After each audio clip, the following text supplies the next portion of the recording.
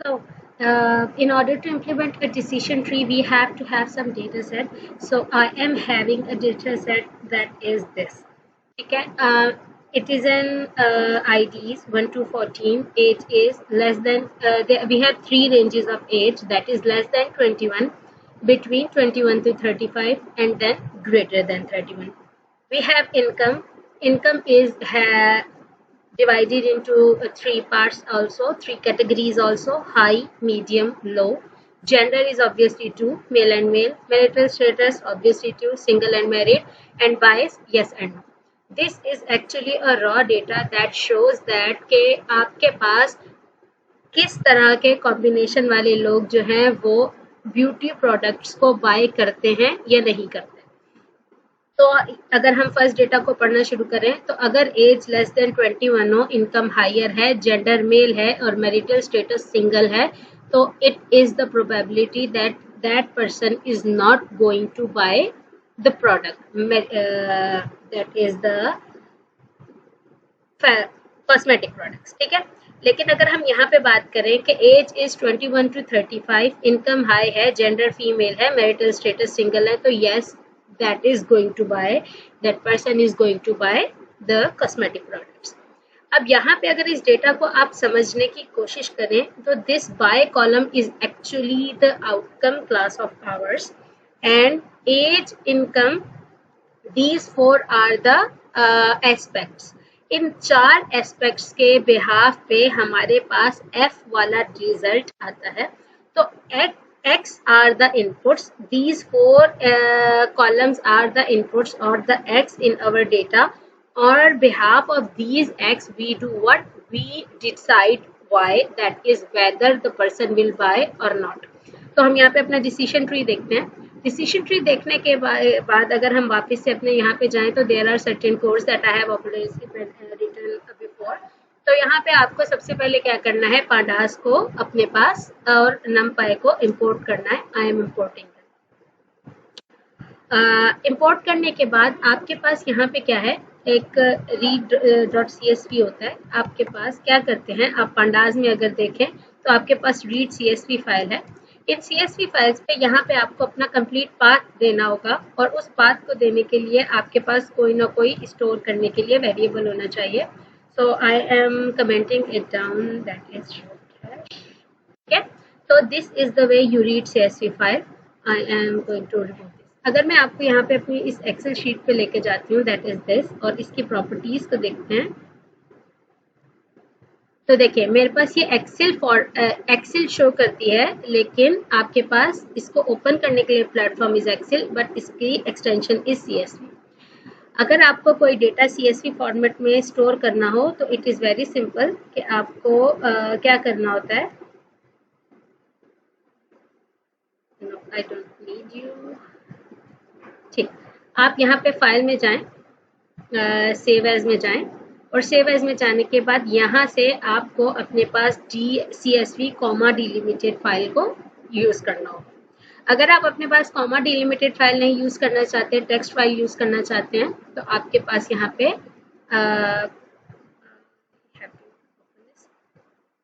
Let's go there. तो यहाँ पे आपके पास पांडास में रीड एक्सेल भी हो सकती है, आप जेसन भी रीड कर सकते हैं, टेक्स्ट फाइल भी रीड कर सकते हैं। ठीक है, तो यहाँ पे आप क्या कर सकते हैं, अपने पास बहुत सारी फाइल्स जो भी आपने बनाई है, बट आई विल सजेस्ट कि आप इसको CSV लिखें। CSV comma separated file is the most convenient way to store your data set. अच्छा, मैंने जब इस फाइल को रीड कर लिया तो इस फाइल को रीड करने के बाद देखें, अगर मैं अपने टॉप 5 डेटा को शो करती हूँ और हम वापस से अपनी इस एक्सेल में जाते हैं तो सी these are the 5 informations that are on the top, so I am getting this 5 information. अब ये मेरे पास ओवरऑल डेटा है।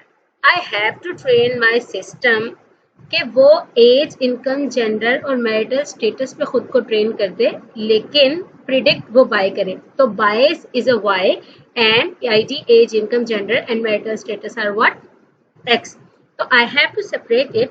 तो मैं क्या कर रही हूँ, मैं अपने डेटा सेट में से स्टार्ट की लोकेशन से आखिर की लोकेशन में से -1 करके from starting to the last location में से एक माइनस करके X क्रिएट कर दे।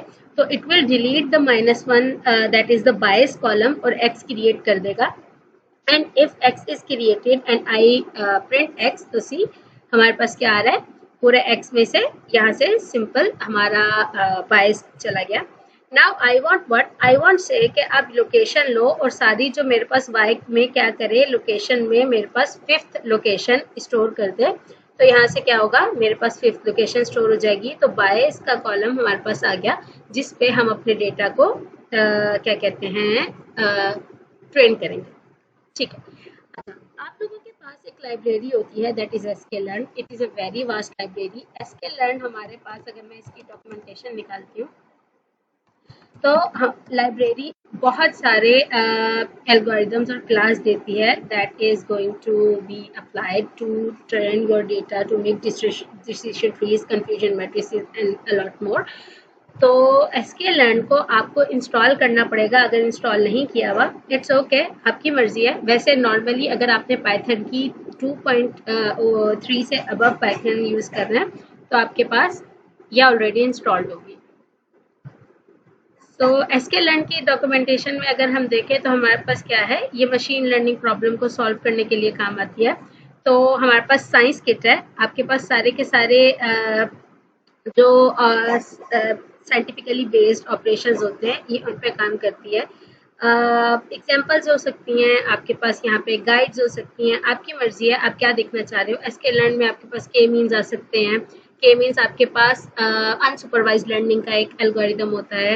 आप क्लस्टरिंग कर सकते हो, बहुत सारी चीज़ें हैं जो ये अलाउ करती है। Like in order to analyse your data and apply algorithms over the data, clustering, non clustering, आपके पास अनसुपरवाइज्ड एल्गोरिदम, ये सारे आपके पास इस sklearn में आ जाते हैं। ठीक है, इस sklearn के अंदर हमें डेटा को प्री प्रोसेस करना है। डेटा प्री प्रोसेसिंग एक टेक्निक होती है, यू शुड अंडरस्टैंड दैट।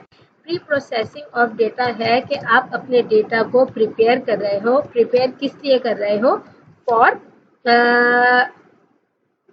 क्या कहते हैं, डेटा को इस शेप में लाने के लिए कि डेटा जो है वो इस काबिल हो जाए कि आप उसमें से कोई इंफॉर्मेशन गेट कर सको। ठीक है, तो हम लोगों ने अभी क्या किया, देखें मेरे कंप्यूटर को ये सब समझ में नहीं आता।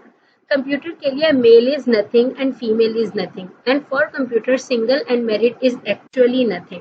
सो in order to make computer to understand, I have to have some numerical representation of this data.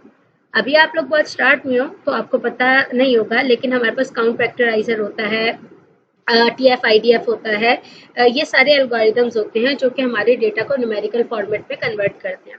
But as we don't know these algorithms, तो हम क्या करेंगे, हम इसके पास एक label encoder built in class है, हम उसे यूज करेंगे।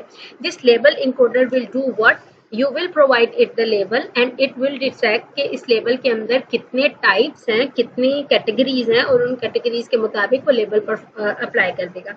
तो हमने क्या किया, हमने x को लेबल इनकोडर करने के लिए this is the variable name, इसके अगेन लेबल इनकोडर कॉल किया और हमने कहा कि x पे अप्लाई करें लेबल इनकोडर और फिर ट्रांसफॉर्म करें। इससे क्या होगा कि हमारे पास, अगर मैं आपको डेटा से विजुअलाइजेशन दिखाऊं तो क्या हुआ, सी एज हमारे पास उसने क्या किया, 3 डिफरेंट कैटेगरीज में ब्रेक कर दी। फॉर 3, देखिए हमारे पास 3 क्या था, 3 is 21 to 35. If it is between 21 to 35, it is going to be 0. If it is going to be above 35, it is going to be 3. तो इसने क्या किया, हमारे पास लेबल्स दे दिए। इसने इनकम को 0, 1, 2 लेबल दे दिए, इसने जेंडर को 0 and 1। तो अब 1 से मुराद क्या है, इसके पास 1 इज मेल। ठीक है, जहां जहां 1 होगा इट मीन्स मेल, जहां जहां फीमेल है it means 0, and marital status भी इसने ऐसे ही कर दिया। तो this numerical data is now understandable for my computer and my computer will make decision over this. इसी तरीके से आप अपने वाई को भी ट्रेन करोगे। लेकिन देखो हमने क्या किया, हमने sklearn से आपके पास from sklearn, let me write it down so that you can understand, let me comment it. देखिए आप क्या करेंगे, आप कहेंगे कि sklearn से क्या करें, ठीक है, sklearn की जो ट्री क्लास है उस ट्री क्लास में से कौन सा मॉड्यूल इंपोर्ट करें। As we are studying decision tree, तो हम लोगों के पास यहाँ पे डिसीजन ट्री क्लासीफायर इंपोर्ट करें। जब हमने डिसीजन ट्री क्लासीफायर इंपोर्ट कर लिया तो हमें डिसीजन ट्री क्लासीफायर का कंस्ट्रक्टर कॉल करना है और हम उसका ऑब्जेक्ट बना लेंगे। Classifier is actually what, an object of decision tree classifier.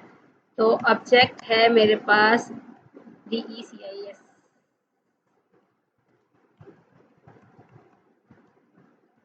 ठीक है, तो मेरे पास डिसीजन ट्री क्लासिफायर है, उसका ऑब्जेक्ट बना लिया है because in order to get access to the functions that are dedicated to create a decision tree हमारे पास एक क्लासिफायर होगा। ठीक है, अब इस क्लासिफायर में मैंने सबसे पहले क्या किया, अपने पास x की लोकेशंस ली।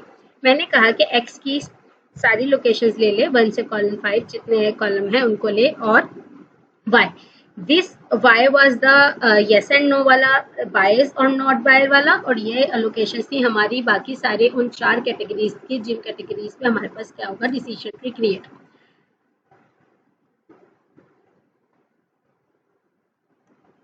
ठीक है, देखो इसने क्या किया, मेरे पास एक डिसीजन ट्री क्रिएट कर दिया, और उस डिसीजन ट्री में इसने मुझे बता दिया है कि आपके पास ये डेटा है। In short, now my decision tree is created. Back and पे उसने मेरे इस डेटा पे खुद को ट्रेन कर लिया। हमें क्या करना है, हमें इसको एक इनपुट देना है 1 1 एंड 0 0। अगर मैं यहाँ पे देखती हूँ तो एज 1 1 एंड 0 और 0 अगर हम यहाँ पे देखेंगे, let's say what I am going to give 1 1 0 0 1 1 0 and 0। ठीक है, और हमें ये देखना है कि ये इसके मुकाबले में मुझे कहेगा कि बाय करेगा कि नहीं। 1 is what,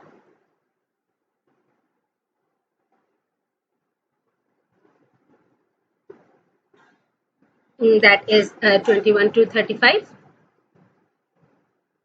yes, 1 is less than 21। let me see, yes 1 is less than 20। तो हम कह रहे हैं कि भाई वो लेस देन 21 है, तो लेस देन 21 होने के साथ हम उसे कह रहे हैं कि इनकम हाई है, मीडियम है, सॉरी इनकम मीडियम है। तो हम यहाँ पे कुछ ऐसा कह रहे हैं कि लेस देन 21 अगर एज होगी, ठीक है, that will be in our case 1। ठीक है, अगर हमारे पास यहाँ पे मीडियम उसकी इनकम है, उसके बाद ठीक है, हमारे पास उसकी जेंडर फीमेल है, और मैरिटल स्टेटस इज मैरिड, और मैरिटल स्टेटस है मैरिड। अच्छा, अगर हम इसको देते हैं तो देखो, हम अगर इस डेटा को देखें तो it will is pretty much के यस ही विल और she will buy the product. तो हम यहाँ पे क्या करेंगे, हम अपने पास यहाँ पे अपने इस एक्शन को देते हैं। हमने इस एक्शन को दे दिया, हमने कहा कि भाई इस इनपुट पे मुझे बता दो, तो यहाँ पे हमने प्रिडिक्शन लिया, क्लासीफायर को कहा कि प्रिडिक्ट करे किस पे, इस एक्शन वाले डेटा पे।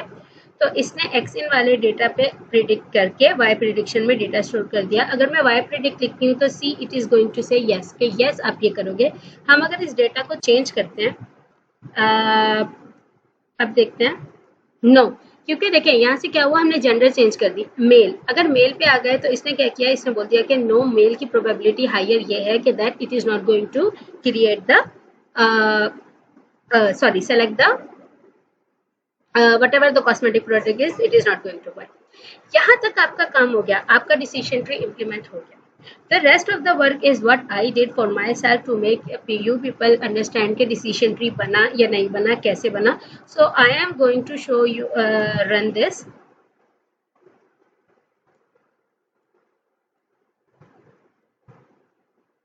ठीक है, मैंने ये अपने लिए बनाया है, जस्ट फॉर द सेक, आप लोगों के लिए नहीं, जस्ट टू मेक श्योर कि आप लोगों के पास डिसीजन ट्री बन रहा है कि नहीं।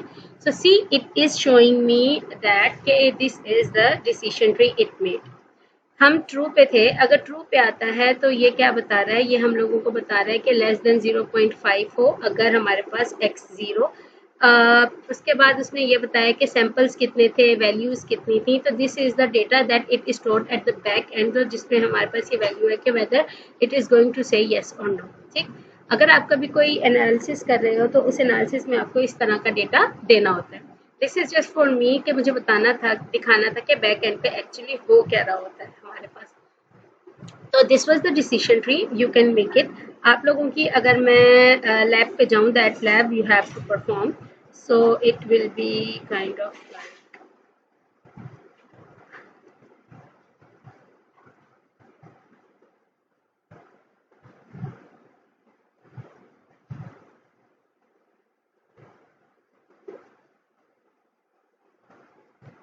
ठीक है, आपको कुछ ये लैब परफॉर्म करनी होगी और इस लैब के अंदर आप क्या करोगे, आपको इस डेटा को इम्प्लीमेंट करना है। तो आप क्या करोगे, आप सबसे पहले अपने पास इस डेटा को इस तरह की एक्सेल फाइल में सेव करोगे हेडर्स के साथ, और हेडर्स में सेव करने के बाद जो अगला काम आप करोगे that will be kind of like this, कि आप ये वैल्यूज स्टोर कर दोगे और इन वैल्यूज को स्टोर करने के बाद आपको ये दो चीज़ें देनी है, sunny humidity high and no, और ह्यूमिडिटी नॉर्मल एंड यस। ठीक है, तो आप लोगों को इस डेटा को देना है और इस डेटा को दे के इस डेटा पे आपको डिसीजन ट्री क्रिएट करना है, then you are going to get the answer.